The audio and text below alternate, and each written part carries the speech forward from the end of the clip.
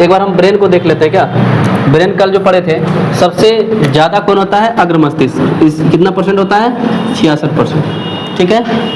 उसके बाद दूसरा भाग कौन होता है? पश्च मस्तिष्क, मतलब सबसे बड़ा और द्वितीय बड़ा है ना, और मध्य वाला क्या होता है? उससे सबसे छोटा होता है। ठीक है। हम लोग पढ़े थे इसमें एक झिल्ली होती है जिसको बोलते हैं मेनिंजिस, इसमें चोट लग जाने के कारण, अब समझो, जैसे मान लो कि ब्रेन में एक जगह चोट लगा तो यहाँ क्या बन जाएगा? धब्बा बन जाएगा। जब धब्बा बनेगा तो बताइए कि ये सेल्स यानी कि ये कोशिका किसका बना हुआ है? तंत्रिका का। क्या तंत्रिका कोशिका में विभाजन है? नहीं है। जब विभाजन नहीं है तो ये दूसरा बनेगा नहीं। इसका मतलब ये धब्बा, अगर मान लो ब्लड यहाँ से निकल के कहीं और जा रहा था ब्रेन से होकर के, जैसे मान लो कि ये वाला नस ब्रेन में अटैच है, ये हाथ के लिए काम करता है, मतलब हाथ का कंट्रोल किस में है? इस वाले स्विच में। जैसे हम एक बोर्ड बनाते हैं, बिजली का बोर्ड, तो उसमें बटन लगाते हैं ना, ये बटन बल्ब का है, ये पंखा का, ये टीवी का है, ये कूलर का है, ये एसी का है, बनाते हैं कि। जैसे मान लो बोर्ड में ये वाला हट गया तो मान लो ये एसी का था तो एसी चलेगा ऐसे। तो उसी तरह जब ये धब्बा बन गया तो सर्कुलेट नहीं हुआ, धीरे धीरे ये जम गया, तो ब्लड जब नहीं आएगा तो इसका मतलब ऑक्सीजन लेके नहीं आया, तो ये डेड हो गया। क्या हो गया? क्या हो गया? डेड हो गया। तब जिस अंग से पर इसका जुड़ाव है, कनेक्शन है, वो अंग काम करना छोड़ देगा। तो देखना कोई आदमी को ऐसा चोट लगता है, एगो हाथ चलता है, एगो हाथ दूसरा ऐसे रहता है, इसका मतलब उसका एगो स्विच खत्म हो गया। बात समझे? किस तरह से काम करती है? इसी को बोलते हैं पैरालिसिस, लकवा मार देना। बात समझे कि नहीं? जब ये सब होता है तो क्या पूरा अंग को प्रभावित करता है? नहीं। जिस अंग में, मतलब वैसा अंग में प्रभावित हुआ जहाँ से उसका कनेक्शन उस अंग से था। अगर मान लो यहाँ चोट लगा और ब्लड ऐसे लगा और ब्लड जो इसमें ऐसा कट गया तो ब्लड सब निकल गया, कोई दिक्कत नहीं, वो इंसान अच्छे से रहेगा। दर्द होगा, चोट होगा, पीड़ा आएगी, लेकिन वैसा सिस्टम नहीं होगा। इसीलिए सुने कि अगर ब्रेन में चोट लगता है तो ब्लड आना जरूरी है, नहीं तो कौन अंग को प्रभावित करेगा कोई ठीक नहीं है। समझा गया ना? अब मान लो किसी को चोट लगा, क्या आपने जबरदस्ती दबिया लेके चलाएंगे? निकाल तो छेड़ा करेंगे हैं?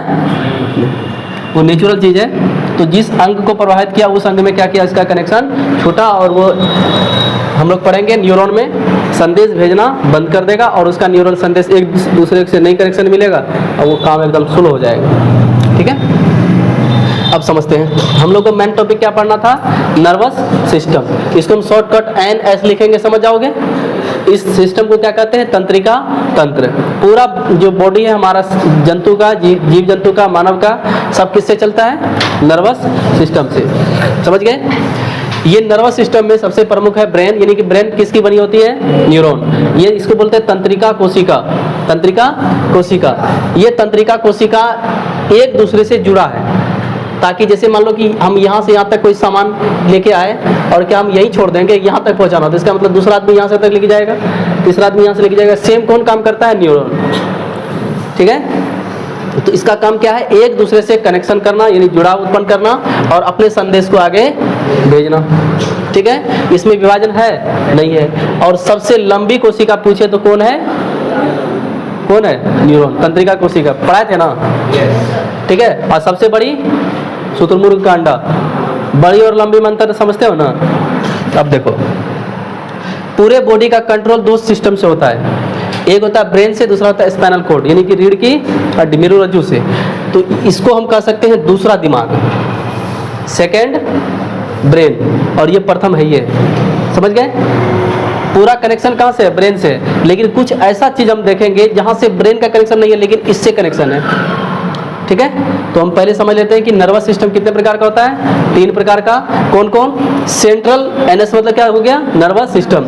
सेंट्रल बोलते हैं केंद्र, तो केंद्रीय तंत्रिका तंत्र, याद हुआ? ऐसे भी पूछ लेता है, सेंट्रल NS याद रहेगा। दूसरा पेरीफेरल, बोलो तो पेरीफेरल NS। तीसरा क्या है? Autonomous, autonomous NS। इसको बोलते हैं स्वायत्त, यानी खुद से करती है। ये परिधि मतलब ये घुमा हुआ, और ये केंद्रीय मतलब बीचों बीच। समझ में आ गया? तो बताओ कितने अंग होते हैं, इसके प्रकार होते हैं NS के? 3। कौन कौन?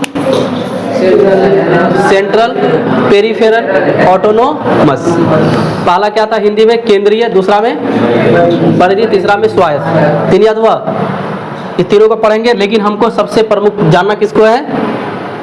न्यूरॉन को। लेकिन एक बार हम समझ लेते हैं, ये मान लेते हैं ब्रेन है, ये ब्रेन का देखोगे क्या बीच से रीढ़ की हड्डी निकली है, पीछे से है ना। वायरिंग कहाँ से है, ये तार उड़ का वायरिंग है, मोटा मोटा तार सब है, वायरिंग है। तो वायरिंग के लिए मोटा तार के लिए बड़का पोल चाहिए, तो बड़का रीढ़ की हड्डी में देखो गुच्छेदार ऐसी चीज है ना। ये सब क्या है, मिरर, जिसको क्या बोलते हैं, स्पाइनल कोड। ठीक है, स्पाइनल कोड द्वितीय ब्रेन कहा गया इसको, सेकेंड ब्रेन। क्यों कहते हैं समझो, यह जो है ना प्रतिवर्ती क्रिया करती है, ब्रेन करती है प्रत्यक्ष क्रिया, डायरेक्ट क्रिया, और ये उल्टा क्रिया करती है। जैसे छींक आना किसके कंट्रोल में है, मेरुरज्जु के। पलक झपकना किसके कंट्रोल में है, अचानक से चौंक गए, अचानक से जमाई ले ली, जमाई मतलब एकदम अंगड़ाई ले लिए, नींद आ रहा है, तो ये सभी चीज किस में है, मेरुरज्जु में। इसीलिए इसको क्या कह सकते हैं, द्वितीय ब्रेन। ये क्वेश्चन पूछा गया है। रज्जु इसको बोलते हैं कि ये रज्जु का मतलब होता है रस्सी के समान, ये सब रस्सी के समान दिख रहा है ना, इसीलिए कहते हैं इसको मेरुरज्जु। कोई डाउट है? अब हम समझते हैं किसके बारे में, न्यूरॉन। जब भी कोई कोशिका होगा, उस कोशिका के बीच में एक क्या होता है, सेंटर, जिसको बोलते हैं न्यूक्लियस, हम लोग बोलते हैं उसको बायोलॉजी में। न्यूक्लियस मतलब होता है केंद्रक। केंद्रक का काम क्या है कि इस कोशिका का कंट्रोल करना, इस कोशिका का कंट्रोल करना। तो इसका सबसे प्रभाव क्या हो गया कि सबसे प्रमुख अंग क्या हो जाएगा, इसका न्यूक्लियस। इसको हम नहीं लिखे, इसका लिख सकते हो कि ये क्या है, केंद्रक है। पूरी सूचनाएं पहले यहाँ आएगी और यहाँ से कंट्रोल करेगी, अपने अंग को बोल रहे हैं, बात समझे। अब देखो ये ब्रेन में बहुत सारा है, कौन चीज, न्यूरॉन। हम एक न्यूरॉन को समझा देते हैं। जैसे न्यूरॉन बनाते हैं ना, तो बीच में जो क्या एक छिद्र समान आता है, उसको क्या बोलते हैं, केंद्रक। केंद्रक क्या होता है कि इस कोशिका का दिमाग है, कोशिका का अपना क्या हो गया, ये दिमाग हो गया, बात समझे। एक तो ये पूरा का ये द्वितीय दिमाग हो गया, मानव का दिमाग हो गया। कोशिका भी कंट्रोल होगा ना खुद से, बात समझे। जैसे मान लो कि एक अंग ये से है, दूसरा, तीसरा, चौथा, ऐसे करके बना हुआ, ऊपर से बना हुआ है, तो पहले इसको तो कंट्रोल करना होगा। इसको कंट्रोल करेगा तो इसमें तो चारों साइड जाना चाहिए, इसके अंदर एक केंद्रक होना चाहिए। समझ गए बात। केंद्रक का मतलब है कि सबसे पहले ये इसमें आएगा और कहेगा बराबर बांटो सब जगह, न तो 4 को पूरी उसको, एगो इसको, 5 को उसको, गड़बड़ हो जाएगा, दिक्कत हो जाएगी नहीं। इसीलिए केंद्रक का होना कितना अनिवार्य है। तो सब न्यूरॉन में क्या होगा, केंद्रक होगा। जब केंद्रक आगे बढ़ती है, जब ये जो नली है ना, जैसे बीच में खाली जगह है, इसमें लिक्विड भरी होती है, इसको बोलते हैं एक्सोन। जो नली, इसको क्या बोलते हैं, एक्सोन।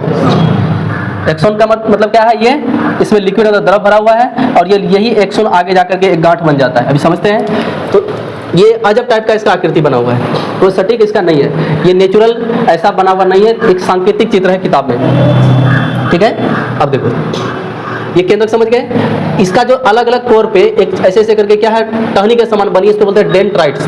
क्या है, डेंड्राइट्स। डेंड्राइट्स का मतलब है ये संवेदना प्रकट करती है। जैसे हम कोई भी चीज संवेदना में, जैसे इंद्रियां कितनी है, आंख, नाक, कान, जीभ, त्वचा है, इन सब चीजों में जो भी चीज होगा, पहले उसको क्या आना चाहिए, संवेदना, संदेश होना चाहिए कि हमको फलाने जगह चींटी काट लिया, तो किसके द्वारा आएगा, त्वचा के द्वारा।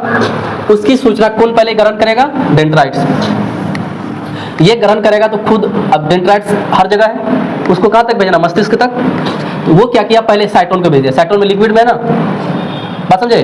पहले यहाँ से लिया और ये अंदर भेजेगा, अंदर में कौन है, साइटोन। ठीक है, साइटोन क्या किया, इसको लिया और इसको किसमें बदल दिया, विद्युत आवेग में।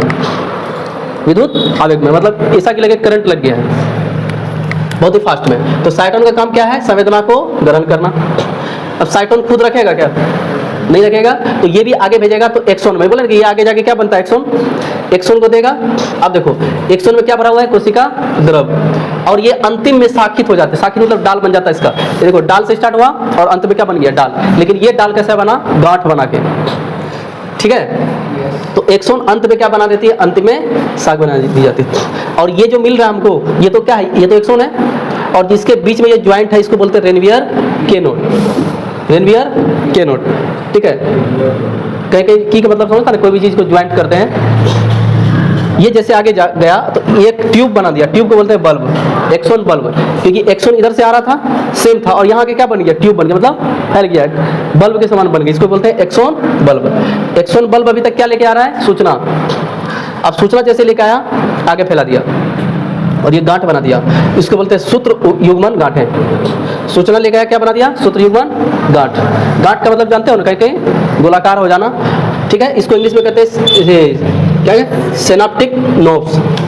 हिंदी इंग्लिश दोनों याद करना, क्योंकि ऐसे पूछ लेता है। ठीक है, अब देखो एक्सॉन अन्य न्यूरॉन को अपना उत्तेजित सेंड कर देती है। जो आपको संवेदना मिला है वो लेके आएगा, यहाँ बन गया, तो अब यहाँ से जो न्यूरॉन अलग अलग बनेगा उसका भी तो ये रहेगा ना एक्सॉन, डेंड्राइट्स, उसको तुरंत ज्वाइन कर देगा डेंड्राइट्स, उसको लो और तुम फिर डेंड्राइट साइटोन को दो, भेजो, ऐसे करके धाक से कहाँ भेज दो, ब्रेन में, फलाना जगह नहीं चूहा काट लिया।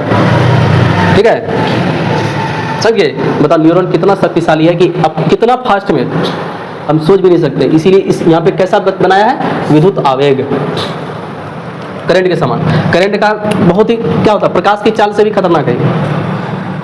प्रकाश की चाल क्या, 1 सेकंड में 3 लाख किलोमीटर, मतलब 1 सेकंड में कहाँ चांद पे चले जाएंगे। उससे दुगुना कौन है, विद्युत आवेग। तो इतने रफ्तार में क्या करती है न्यूरॉन, आगे भेजती है। तो यहाँ लिया, याद रखना, डेंड्राइट्स का किया है, संवेदना को ग्रहण किया। संवेदना मतलब समझ गया ना, सूचना, शॉर्टकट में ये क्या किया, सूचना को साइटोन को भेजा। अब ये खुद नहीं रखेगा, ये किसको दे दिया, एक्सॉन को, एक्सॉन आते गया, ये सबका कोई फालतू काम नहीं है, ये ऐसे कवर के समान है, इसे याद नहीं रखना। ये जाएगा ऐसे, क्या बन गया, एक्सॉन बल्ब। एक्सॉन पहले था, क्या बन गया, बल्ब। क्यों बना, सूचना की जगह इकट्ठा करेगा, जब इकट्ठा किया ये अलग अलग दिशा में बढ़ गया। ठीक है, तो हर जगह से, हर गांठ से क्या जुड़ा हुआ है, फिर न्यूरॉन। एक न्यूरॉन दूसरे को क्या दिया, संदेश दिया, ऐसे करते करते कहाँ तक है, ब्रेन तक। तो वो सूचना हमारे ब्रेन तक चली जाती है, तब हम क्या करते हैं,